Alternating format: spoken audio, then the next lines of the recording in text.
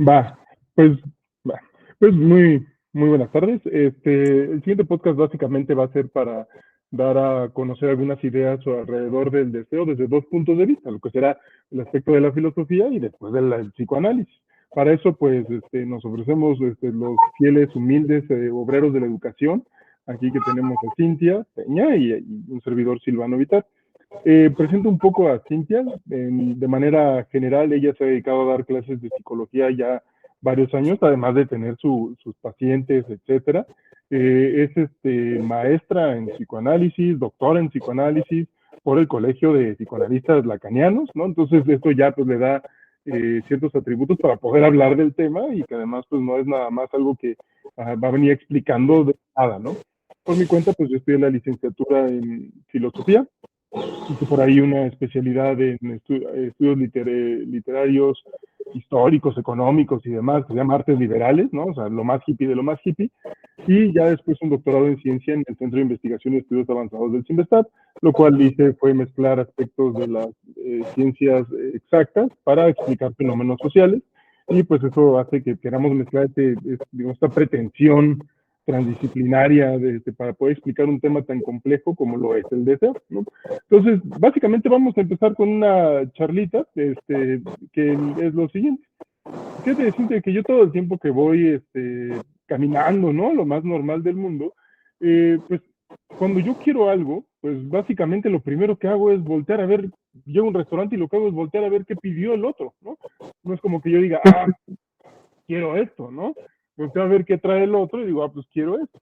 Entonces, uno de los grandes cuestionamientos, y es de lo que también quisiera verte, siempre este ámbito de la originalidad, ¿no? Siempre luchando de, es que yo lo vi primero, es que yo quiero esto, yo lo quería antes, yo lo vi antes, o ¿qué realmente es el deseo? ¿Cómo podrías darnos una definición de deseo? Y si puede ser original o no. ¿Qué podrías decirnos un poco de eso? Mira, esto que me dices me recuerda, creo que escuché en alguno de tus podcasts que justamente un filósofo dice que uno desea a partir de lo que el otro también, ¿no? Como que se identifica al deseo. Y bueno, me parece que también en psicoanálisis algo de esto opera, porque Lacan dirá que el deseo es el deseo de deseo y después dirá que el deseo es el deseo del otro. Esto por ahí del seminario 5 y del seminario 6. Entonces, bueno, como para ir abriendo ahí el tema de si es posible un deseo original o qué implicaciones tiene el deseo, yo te diría primero que en psicoanálisis el deseo tiene una diferencia con la voluntad consciente. O sea, por ejemplo, tú vas caminando en la calle y efectivamente se te antoja o quieres algo. Puede ser un alimento, puede ser un objeto, puede ser un curso, yo qué sé. Sí habría una diferencia entre lo consciente, porque el deseo no solamente va por el querer, sino también por esa parte inconsciente de qué te hace desear eso. Por ejemplo, tú y yo hemos tenido alumnos que están en la preparatoria y que de pronto no saben qué elegir para estudiar. Entonces, conscientemente tal vez lo pudieran tener claro. Yo quiero un trabajo en donde me vaya bien, en donde déjame. Sí, de hecho, tan es así, de que quieren un trabajo donde me vaya bien, etcétera, que lo primero que hacen es preguntarse entre todos qué área van a elegir, qué quieren estudiar, por qué les han dicho sus papás, como dicen, están volteando a ver los Es, deseos de los demás, ¿no? ese justo, a eso iba. Tal vez tienen una parte consciente, pero la inconsciente que tiene que ver con lo afectivo, que tiene que ver con lo que los padres les han dicho, entonces es donde se empieza a dudar. Porque qué tal que mi familia siempre quiso un ingeniero, siempre quiso un médico, o vengo de familia de médicos, o vengo de familia de contadores, de administradores, y entonces ahí como que se empieza uno a preguntar, ¿qué tanto de eso yo quiero? O me atrevo a hacer algo diferente. Y a nosotros nos tocó cuando dábamos esas bellas clases en Área 4, que muchos de los chicos que elegían Área 4 era porque se atrevían, porque rompían con lo que supuestamente se les había encomendado estudiar, ¿no? Y que de pronto recibían frases así como de, ay, ¿para qué estudias humanidades? Te vas a morir de hambre. Y ahí, si te das cuenta, están como cuestionando el deseo, ¿no? Entonces, ¿qué te va a alimentar ahí si no es el dinero? Parecería que Claro, es de pronto la pregunta, ¿no? claro. Ahora, también otro cuestionamiento también ahí interesante, ¿no?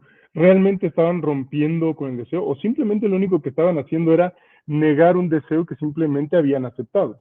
Por ejemplo, una gran parte de ellos lo que tenía era que pues, sus papás eran médicos y estudiaban área 2 porque pues, querían ser médicos sus papás, o se iban a área 3 para ser contadores como sus papás y aceptaban ese deseo que se les había dado desde chiquitos, ¿no? Ahora, el dilema es que a lo mejor y pues no tuvieron la mejor de las relaciones familiares posibles y lo que querían era encontrar una identidad que no fuera la recibida por la familia.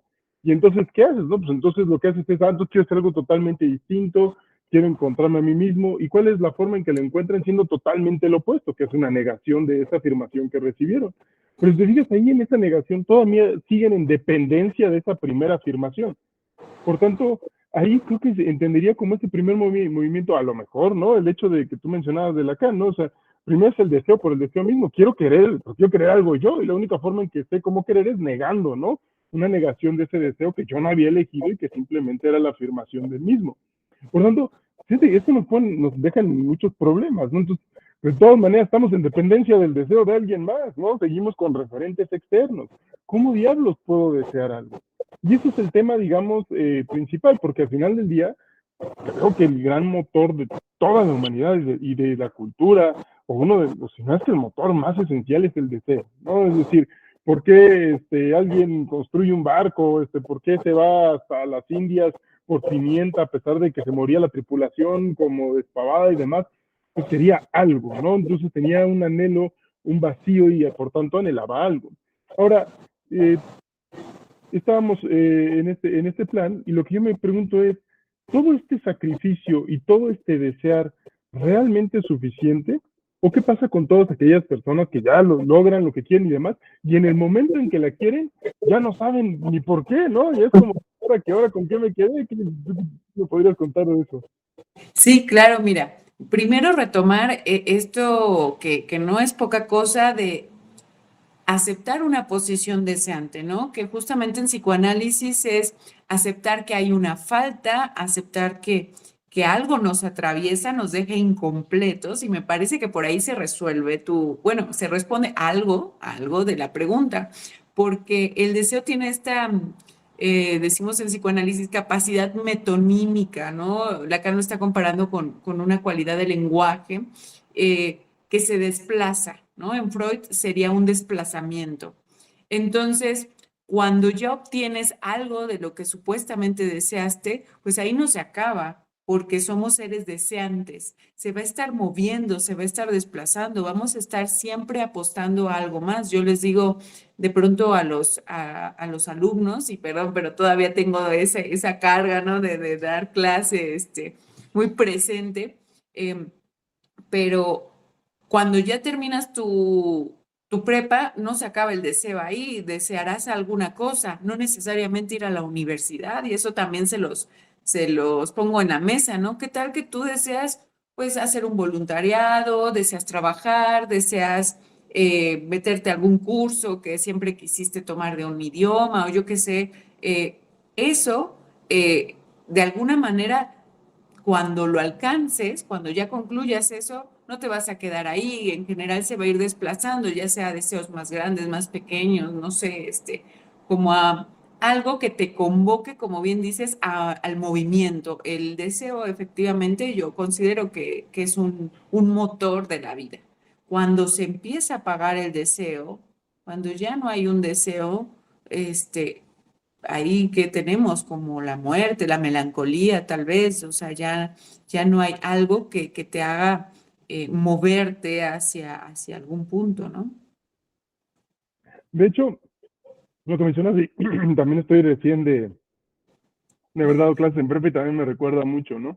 Recuerdo que cómo podía identificar a un alumno que estaba ya mal, pues era la ausencia de que no quería ya nada, ¿no? Es decir, no había higiene personal, no quería salir de su casa, no tenía deseo, por ejemplo, ya de ni siquiera interactuar o tener nuevas amistades, o ni siquiera de caer bien, es decir, ya no había ningún vacío que satisfacer y más bien lo que se concentraba era en pues, la inactividad, ¿no? Entonces, eso sobre todo siempre eran como focos rojos que decían, no, este sí anda bien mal, ¿no? Entonces, al menos buscaba como, de cierta manera, ¿no? Reactivar un poco el deseo. Entonces veía a alguien que sí había sido su amigo y, oye, ¿y por qué no le invitas a jugar Switch, no? Y entonces jugando Switch, de repente como que sí empezaba a medio hablar y demás, y ese movimiento lo sacaba un poco, ¿no? Pero obviamente nunca va a ser lo suficiente, pero sí veía eso, ¿no? El momento en que el deseo ya fraguaba, o que ya no había una voluntad de nada, etcétera, híjole, ya veía una persona totalmente perdida, ¿no? Ahora, esto no es relativamente nuevo, es una cuestión que nosotros podemos identificar, híjole, desde Grecia, ¿no? O sea, tenemos, inclusive también lo podemos ver en los germanos.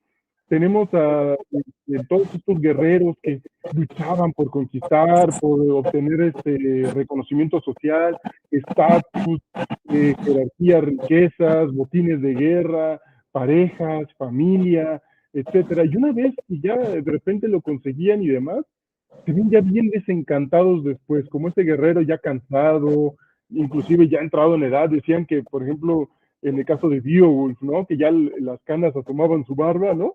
Y que por tanto ya se veía agotado, cansado, sin ganas de nada, y ya nada más la última pelea la luchó porque estaba en el rol que tenía que defender el rey, ¿no? Pero no porque realmente quisiera, ya realmente no era ese su anhelo, él ya estaba agotado, ya no era lo que él deseaba. Entonces, el dilema es este, ¿no? O sea, ¿hasta cuándo y por qué este deseo puede no solamente, es el motor, sí lo entiendo, pero hasta qué punto puede ser satisfactorio o no? ¿Cómo podemos determinar qué sí nos da satisfacción o no? Y ahí sí, pues me gustaría escuchar ahí tu punto de vista. Sí, porque, a ver, me haces pensar nuevamente en este nivel de lo consciente y de lo inconsciente. Tal vez a nivel consciente ya se acabó la satisfacción, pero a nivel inconsciente algo sigue. Y al mismo tiempo, el deseo me parece que nos ayuda desde el psicoanálisis a escuchar algo de la configuración subjetiva, ¿no? Por hacer una metáfora, ¿no? En la configuración. Pero justo Lacan desarrolla este grafo del deseo en donde se va analizando cómo primero hay una flecha, bueno, que se manda al campo del otro y el otro la significa desde que estamos bebés, ¿no? Entonces, esta pregunta que haces la voy a tratar de sintetizar, pero un poco cuando empieza a decaer esa satisfacción consciente, es cuando nos empezamos a preguntar, ¿y por qué sigo aquí? ¿Por qué si ya aparentemente logré lo que tenía que hacer o estoy haciendo lo que tenía que hacer, no me siento satisfecho? Bueno, ahí la pregunta sería, ¿pero quién sí se satisface con ese deseo, no? Y sería seguramente la parte inconsciente. Por ejemplo, cuando alguien elige una pareja, ¿no? Dices, no, pues sí, yo cuando logre tener esta relación de pareja ideal, ya. Y entonces están, pero de pronto algo empieza a decaer porque dices, bueno, y luego, ¿no? O sea, como que se empieza en apariencia a acabar esa satisfacción y bueno, ahí ya sabemos que trae muchos problemas.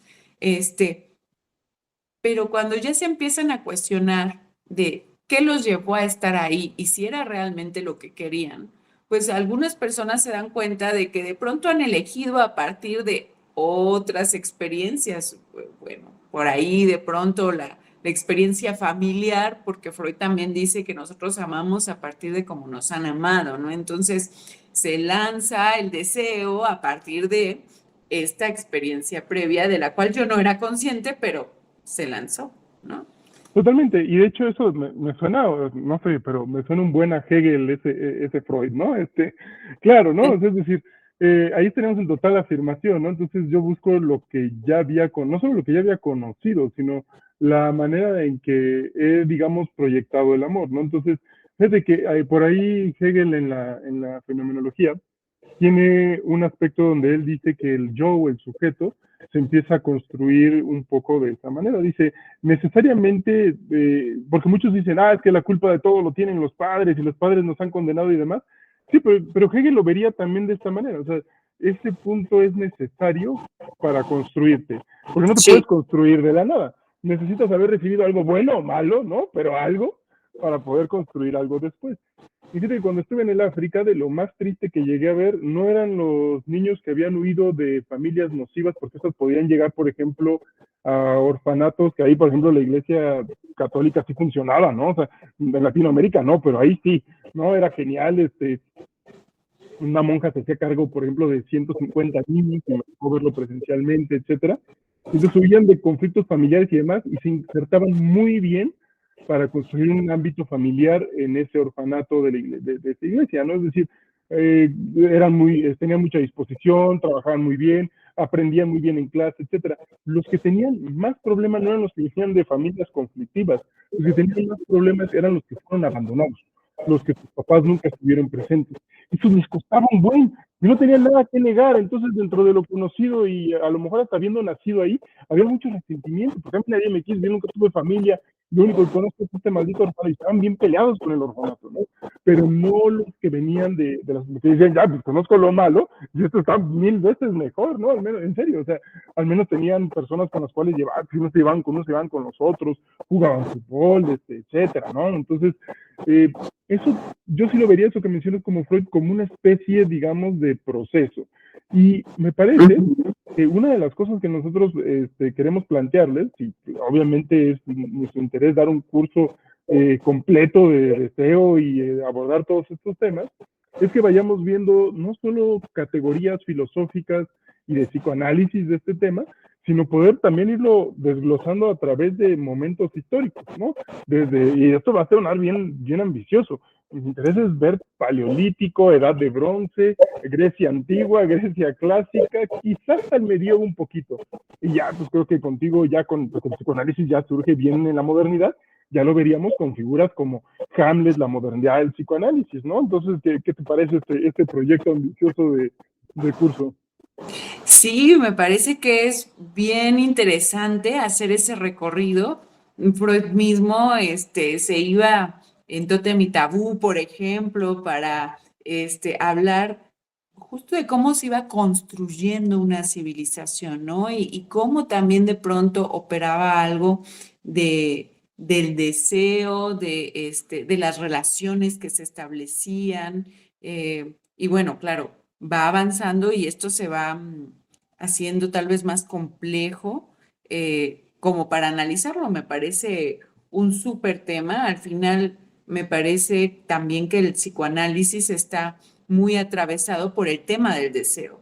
Se habla del deseo del analista, se habla del deseo del analizante, se habla de una ética del deseo, porque tampoco se trata de decirle al otro qué debe desear, porque entonces estaríamos repitiendo la fórmula, ¿no? Que un poco algunas terapéuticas intentan eso, ¿no? De, usted quiere sentirse bien en el trabajo, pues entonces haga esto, esto y esto y se va a sentir bien.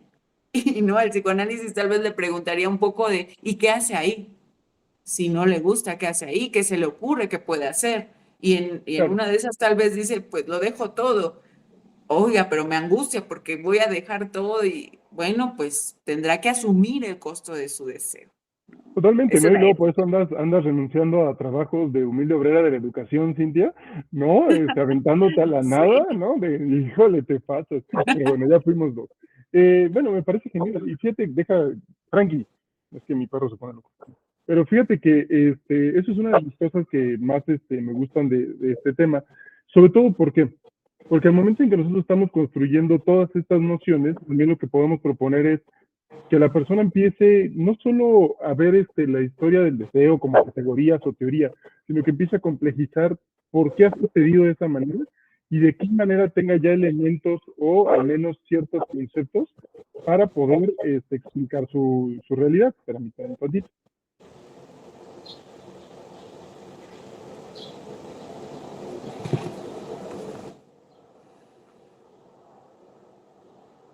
Listo, ya le di su huesito, ¿no? Estaba todo loco. Entonces, Ya casi para poder sintetizar esta reunión, yo voy a hablar de, por ejemplo, qué es una de las cosas que me parecen más satisfactorias de este tema, y ya después, si gustas, tú también lo comentas un poquito, y ya con eso podemos ir cerrando. Una de las cosas que yo veo que son más satisfactorias es, de entrada, como bien mencionamos al inicio, el ser humano es el ser que no sabe qué desear, ¿no? Entonces siempre estamos volteando hacia alguien más para poder determinar. ¿Qué es lo interesante de todo esto? Que los referentes externos, si algo nos ha mostrado y lo que quiero también plantear en este curso, es que no han cambiado durante gran parte de toda la historia de la civilización. La forma, digamos, la cultura ha, digamos, disfrazado, pero nuestras motivaciones siguen siendo exactamente las mismas. Por tanto, digamos, nos podemos disfrazar de ropa y demás, pero seguimos siendo bien primates y bien primitivos, ¿no? Entonces, Completamente, sí. exacto. Entonces, eso me parece fascinante, ¿no? Entonces, a lo mejor entenderlo también nos puede ayudar, no a que queramos ser, digamos, ya puritanos o santos, pero sí a lo mejor a poder controlar más todos estos impulsos que de suyo tenemos y no asustarnos porque los tenemos, ¿no? Entonces, eso me parece fascinante, ¿no? Entonces, adelante. Sí, yo coincido. Somos, diría Aristóteles, ¿no? Animales políticos. Sí, creo que era él que el que decía que éramos animales políticos. Y por ahí Sí, había tal cual. notado otra de que, bueno, este es de Freud, somos animales de horda, ¿no? O sea, también nuestro deseo sigue regulado por la identificación, así como hace miles de años cuando vivíamos en las cavernas, y esto es una realidad, porque en aquel momento, si nos gustaba lo mismo que a los demás, eso nos representaba pertenecer y sobrevivir. Ahorita tal vez no es que nuestra vida esté en peligro, pero nos siguen atrayendo, o sea, si todos dicen like, pues yo digo like, porque si no digo like y no tengo un grupo que me sostenga con ese dislike, digamos, pues entonces, ¿qué hago? Me voy a quedar solo y hay estudios incluso que analizan cómo sí cerebralmente se juega esta angustia de supervivencia, ¿no? Entonces, claro, el deseo, si bien se ha disfrazado, ha tomado otros trajes, algo se sigue repitiendo de nuestra historia así, constitutiva como seres humanos. Totalmente, y de hecho, tan es así que, bueno, por más que queramos vernos a veces como seres individuales, independientes, plenos, con conciencia y demás, no podemos dejar de tener todos sus conceptos. Entonces, bueno, la invitación está para que todo aquel que quiera meterse en estos temas, pues nos mande por ahí un mensajito. Al final de este vídeo dejaremos de medida el temario, también en la descripción, así como dónde se pueden poner en contacto con nosotros. Ahí ya también les brindaremos información del tiempo, la duración, los costos, etcétera. Y pues esperamos que sea de su interés. Para nosotros es un tema más que apasionante y pues nos estaremos viendo próximamente para comenzar con el mismo, ¿no? Entonces, pues muchas gracias. Gracias.